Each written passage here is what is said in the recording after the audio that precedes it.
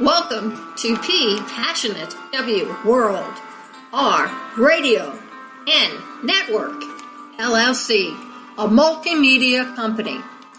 Ann Arbor, Michigan, Boston, Massachusetts, Liverpool, England, Melrose, Florida, Los Angeles, California, Fullerton, California, Washington, D.C., Chicago, Illinois are one of the many broadcast homes of PWRN, a multimedia company.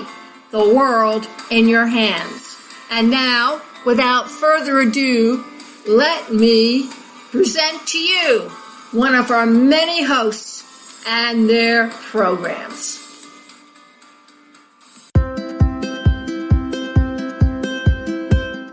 Welcome to the Energy Stoners Cafe. My name is Toni Quest, and I'm really happy that you're here. I like to interview the most interesting people I can find on the planet. So grab a cup of coffee, sit down, relax, and listen. You're going to find that these guests are so intriguing, you'll wonder why you didn't know about them before.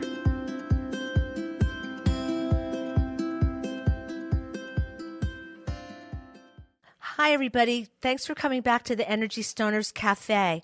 I'm really happy that you're here, and I have another fantastic guest on the show. His name is J.Gordon Boyd, but I like to call him Jim Boyd.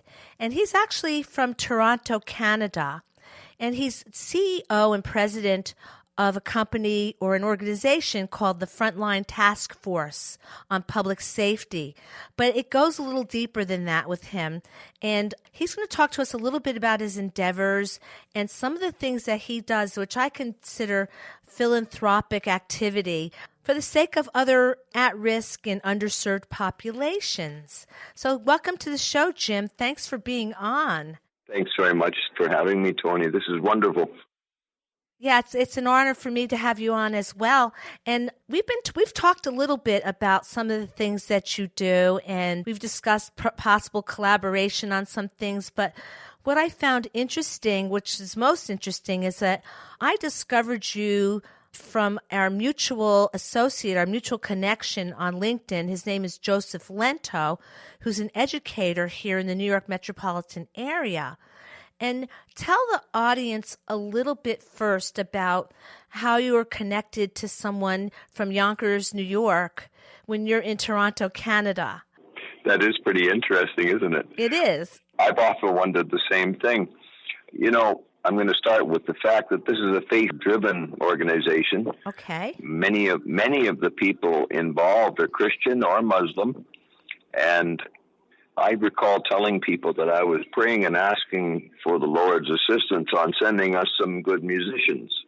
We consulted with a number of bands and music people in the industry, and one of the very first to show great interest in the STEPS program was Joseph Lento, who, as you said, is a New York City educator and a music professional.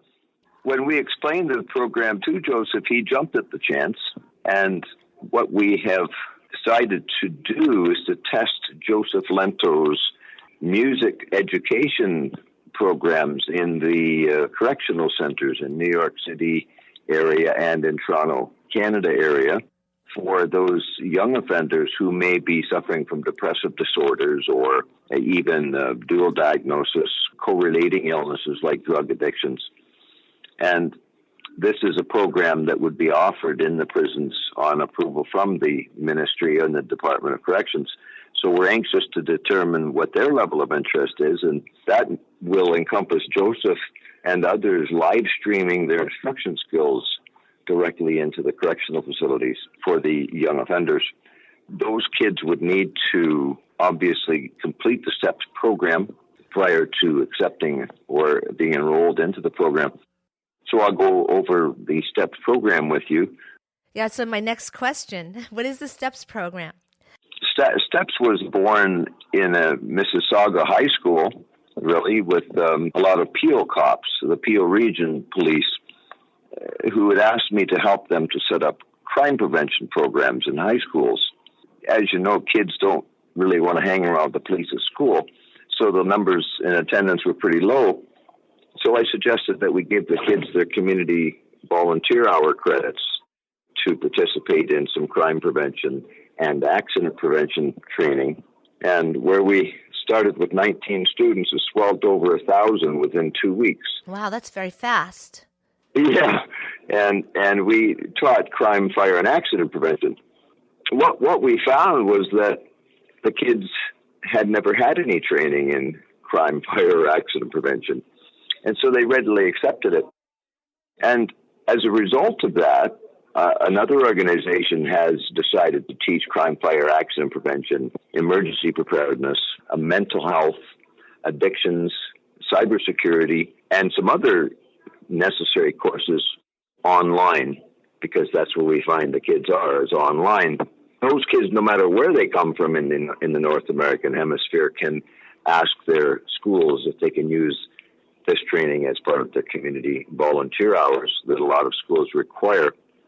We felt that we could do more for mental health and teenage depression and anxiety and any number of other depressive disorders by offering them something unique. And that's why we chose music as a therapy for the kids. And it was readily accepted by all of the teenagers that were surveyed. So what has been your experience with the outcome when students engage in your program? Because it does sound as if it would be very, very helpful in many ways. We graduated over 1,000 from the Mississauga high schools with the simple crime, fire, and accident training, and the program won an international award. And the feedback from the teenagers, as I said, was that they had never received any type of formal training in these target areas. And we felt that if we were to put it all in one place online, that the teenagers would not only get the training themselves to keep them safe and secure, but they would pass that knowledge along to their younger siblings. Okay, so it was something that ended up being, I want to say, dare I say, a family affair in a very, I guess, serendipitous kind of way. Yeah, and I think that if an older teenager is concerned about their younger siblings, they're going to set better role model examples for those younger children. And so it's a win-win situation. Yeah, it sounds like that.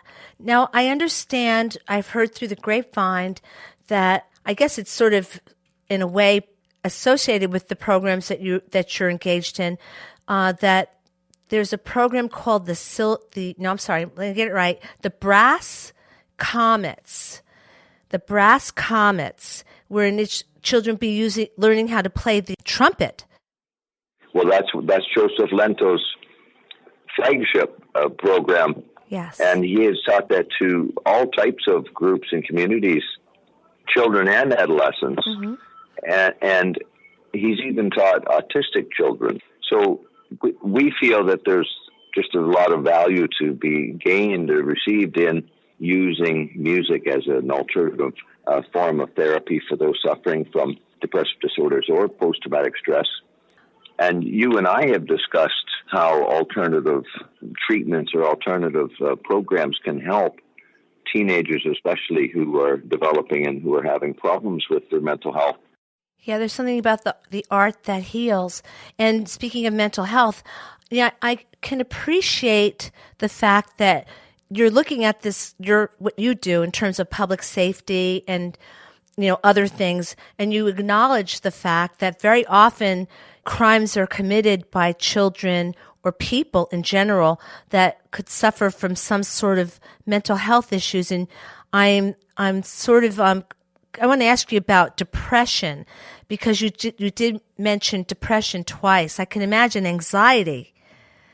I can imagine that, but depression, what have you seen from where you sit? Because you're in Toronto, Canada, and I think very often when we live on this side of Niagara Falls, we somehow romanticize or have a different view of Canada.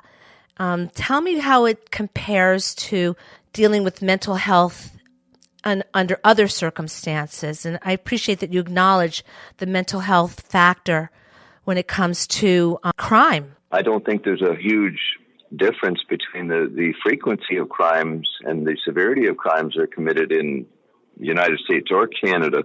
I think all big cities have similar incidents, and that includes the rural areas too. I think a lot of what we're seeing with the uptick in crime is of course, the internet and overusage of the internet and the dark web. A lot of the children that are spending too much time online or becoming involved with things that aren't necessarily socially acceptable or healthy for them are largely responsible. But there's a lot of pressure on teens today that they didn't have in past generations. And one of those are drugs. Now, we talked about depression and dual diagnosis or correlating illnesses. A huge percentage of substance abusers, adult and adolescent, are using drugs.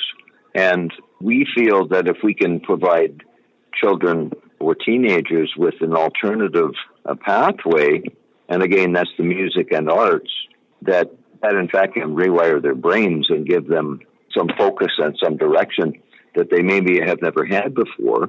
But I don't think it needs a lot of discussion, but I think you'll agree that drugs do brain damage, and even simple marijuana to the developing brain. So we strongly believe that music is one of those therapies that can rewire the brain or heal those parts of the brain that are disrupted because of drug abuse. I like that you say that it could heal because, you probably know, I shouldn't assume, but anything that you take in terms of experience, it's already in there. It's in your mind.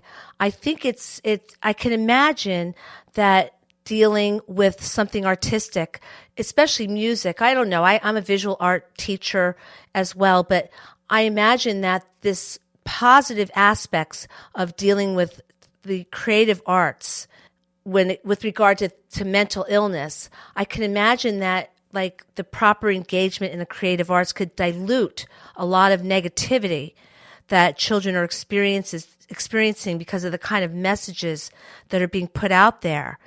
Well, let's look at the attention factor, the attention span of a child or an adult. It's getting less and less with online usage. And when you think in terms of performing music, even learning music, that requires all of your senses and all of your motor sensory skills in order to play music and learn music.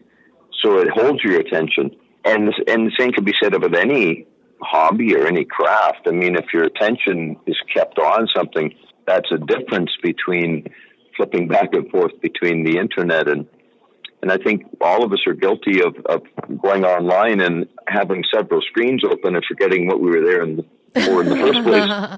That's true. and so I can't help but think that if the content that we're viewing isn't necessarily healthy for our brains, that's the concern with kids with overusage of the internet, and I think that is largely responsible for the uptick in mental health, anxiety problems that we're seeing. Behavioral management problems are another area, and we simply have to look at parenting as a possible causative factor of that. Mm-hmm. Stephanie Mann from Safe Kids Now Network in the United States, she and I talk often, and we agree, and so do a lot of educators, that it starts in the home with proper parenting and guidance of children. And a lot of children simply just don't have that. They either come from a dysfunctional home or from a broken home. And this is why we feel also that the STEPS program can assist those kids to keep them safe and secure. But also for the ones that have slipped through the cracks or who are not getting the help that they need for their mental concerns, that the music therapy can really assist them. Yeah, and I'm wondering also, in your experience, have you found that there's like a gender difference? Are crimes committed equally between boys and girls? I always wonder about that. Because even though you can see all kinds of heinous things when you turn on the TV or read a newspaper these days, but I'm wondering, do you find that there are any particular groups or circumstances, I'll say, that would generate more of these problems than others or less of these problems than others? I think, again, the computer is largely responsible for the change in the gender identification of criminal activity. The internet has produced a problem with human trafficking and online predators, but with human trafficking and prostitution, we're finding that a lot of young girls now are involved in the criminal end of that.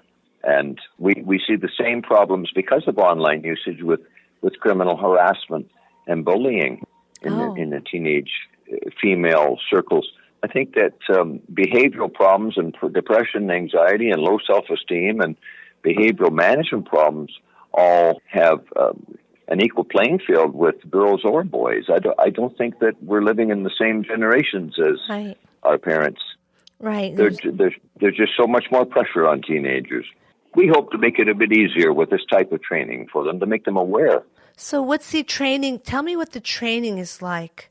Like just, just a little piece of that. I'm curious about what kind of training and what the training is like. Let's look at fire prevention training. I want to ask you personally, when did you do your last fire drill in the house? Oh, no, I haven't had a fire drill. Yeah, see what I mean? There are two ways out. There's two ways out of here. That's it. Well, yeah. And I mean, as adults, we tend to think a little more about our safety in the home with fire, especially in the cold weather.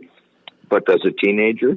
No. And we don't know. Maybe they do. But my experience is that not too many people really do a proper fire drill and pre-planning escape drill with their family. And that can be changed with the SES program because of the training they'll get in evacuation planning, escape routes, CO2 and smoke alarms. Right. I'm sorry, carbon monoxide and smoke alarms. Things like safe fuel handling and fire extinguisher training. WIMS, or what I think you people call it GHS in the United States, for chemical awareness in the workplace. This type of training for teenagers is a must. And again, ask yourself, when did you last receive training on a fire extinguisher? I have not had training on a fire extinguisher I'll be honest, in 10 years. The last fire. 10 years. Well, there was no fire, but 10 years right. I was trained on it, and I've never had to learn it again. It was for a part-time job I had. And right. I was trained on it. I haven't trained on it since. I don't even know where mine is. I have no idea where it is. And most people are the same. Toni, there's no real distinction between boys, girls, parents, or adolescents in these areas. We simply don't receive this type of training. Police agencies try to keep up, but they're so taxed with responsibilities that it'd be virtually impossible to have the police come into every classroom and the fire department as well and train people in all of these target areas. There just isn't the manpower or the resources to do it. So we feel, again, that if we put it online in one place and give the kids incentive to have the training, that it can be of great assistance to them. The same for mental health. If we can teach young people why it's dangerous to bully, if we can teach them how to recognize somebody who's gone acutely anxious or displaying major psychiatric problems, maybe we can prevent a shooting. Maybe we can prevent a suicide. Yeah. If we can teach kids how to recognize those things and to report them. Well, there's a first aid course called Mental Health First Aid that is for children and for teachers.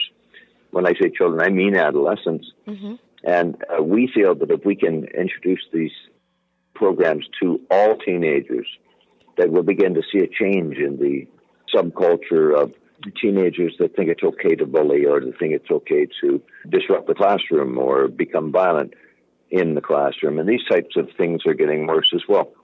I was going to say it's an interesting fine line between the naivete of a child and accepting everything and being a child who is vulnerable because of that acceptance that many children just have of anybody, no matter which way they are. I guess I think I had a childhood. I remember somewhere back there I had a childhood, and I think that there's an acceptance of certain things, even though it might be indicative of mental illness. But the child, as a child, one doesn't necessarily see it as such. They see it as that's the way that person is, and that's just the way they are. Even if it's in their own family, especially if it's in their own family, they might not see it as mental illness if it's something they're seeing on a regular. It'd be interesting to see how your program could address that sort of situation and actually take a child and teach them about this and realize that maybe this particular trait or these behaviors are being exhibited in their own home by, one or more people. Well, I'll be honest. I was in the ambulance business 35 years, and I still had problems in knowing how to cope with certain types of mental conditions that patients would display. And I felt bad at times that I overreacted or underreacted or that I didn't react at all. I didn't know as much then as I do know now about mental health. And that's true with many responders and caregivers. But the average person will never really be exposed to the types of things that I did in my job. But on the other hand, the average person generally doesn't become confronted with anybody having a mental health crisis. So would they even recognize the problem other than the fact that the person is not quite right? And we feel that by giving people the signs and symptoms of these major illnesses, that we can help them to identify problems with their peers and even help them to report these problems to offer assistance to the victims. A lot of times people don't know who to tell. I saw something online once, and very recently actually, that was showing how to recognize a drug overdose. Do you think children should be trained on something like that and what to do? Well, certainly we have as much of a problem with opioid abuse in the teenage sector as we do with adults. Yeah. And I think there's no difference between teenagers having an overdose and an adult having an overdose. So yes, the short answer is that we should have all teenagers aware of what an overdose looks like, and all teenagers be aware of what a alcohol intoxication looks like, so that they can intervene and deal with those things. I mean, the average person, when they drink to excess and get messed up, they generally don't have any medical training. They generally don't have any real in-depth knowledge as to what exactly is going on in the human body with alcohol. Yeah. And if we can give them that basic knowledge, we can save a life, certainly with teenagers. And I think a lot of times you have to have some judgment. That's why I wonder about teenagers and younger people, or anybody for that matter. But some people are like numb to it because they've seen a person behave a certain way, and that's their norm. And they might be drunk all the time. So that might be the norm. We know that going out and getting messed up is where it's at. We know that kids are going to do booze and drugs. And we've said that in our training. Well, we've actually said it to teenagers. Look, we know you're going to do drugs and booze, but we want to tell you, stay off of lawnmowers and tractors and moving automobiles. Stay off of the roofs of your house, over your swimming pool. Don't do stupid things. Right. Don't play with matches. Don't play with sharp objects. No sharp objects, especially if you've been drinking or on drugs. Yeah. Find a good movie, Walt Disney, and sit down and watch it. Right, something like Walt Disney. Yes, it could be. That's fairly benign usually. We certainly don't want to preach at teenagers with this training. We want to give them the tools and the armor that they need to keep them safe. The other aspect of the STEPS program, I said that the teenagers suffering from depressive disorders would be eligible for music and arts training. Yeah. And that obviously doesn't include the people who aren't suffering from problems. But what we have offered to all teenagers is if they participate in this program, we will allow them to go on to receive certifications in other programs like chemical hazard awareness in the workplace, fall arrest, first aid, CPR, counterfeit money detection. And we're looking at a whole host of others for construction apprenticeship type applications for young people. You see, we know that a large body of children are not going to university. Right. And we also know that a lot of kids are dropping out of school.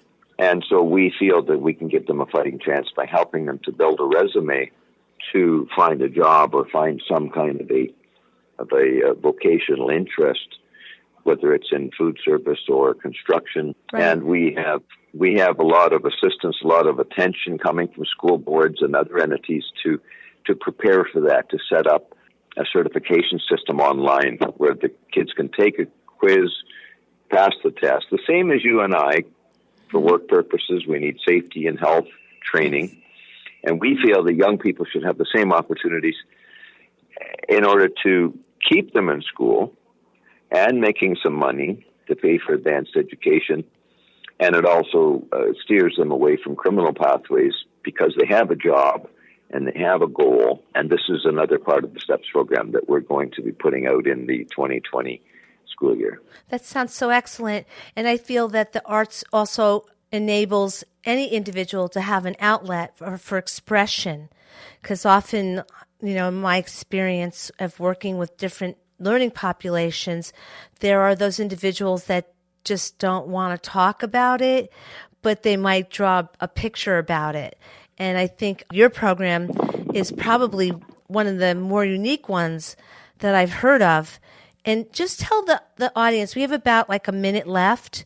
If you could just tell the audience how you initially got involved in this. You sound like you have a passion here. Well, as I said, 35 years in the ambulance, seeing everything that can be done to the human body was difficult. And yet what I did after each and every occurrence, I would look at ways to prevent such things. And I found that many programs are effective, many aren't effective. But if we could give the same training to all of the kids, we're going to save a lot. Okay. And that's why we decided to put the STEPS program together, based partly on my own experiences and in consultation with so many people like you, Toni. Oh. When we talk about these things, other people become involved and things start to happen. People will start pushing their kids online to the STEPS program, and that's what we want. Sounds like a good thing. Well, it's no coincidence that we've crossed each other's path here, and I'm sure there will be a collaboration in our foreseeable future, Jim Boyd. Lovely. And please tell the audience how you can be reached online. You could write us at Task Force Frontline, Task Force Frontline at Outlook.com. Okay, so great. Task Force Frontline at Outlook.com. Okay, well, thank you, Jim, so much for being on the show. I could go on and talk to you because, you just stimulate so much thought in my mind, and I'm sure that the audience feels the same way, and I'm really glad you're on. You'll please come back and let's do a follow-up just to see how things are going. It'd be wonderful to do, and especially if Joseph Lento could join in. Oh, that would be great. Joseph Lento, he's a friend of the show. We adore him. He is a friend of the show. A great man. He is. A wonderful man. And I think it's no coincidence, as I said, that someone that I met on LinkedIn, Joseph Lento, and you, I also met you on LinkedIn, and it was just amazing that you both knew each other and working together. So I thank you for coming to the show. Please visit Jim Boyd's website. Please, thank you so much for coming on the show. And Thanks so much for having me. Oh, my pleasure. And I thank the audience for tuning in again to the Energy Stoners Cafe. And I'm looking forward to coming back next time with another outstanding guest. Thanks again, and good night. Thank you for listening to the Energy Stoners Cafe. Thank you for listening to Passionate World Radio Network, a multimedia company. You can listen to this program all over again at PassionateWorldRadioNetwork.com, Facebook.com/PWRN, Twitter.com/PWRN, GooglePlus.com/PWRN. Distinguish yourself from the ordinary. And remember, please keep listening.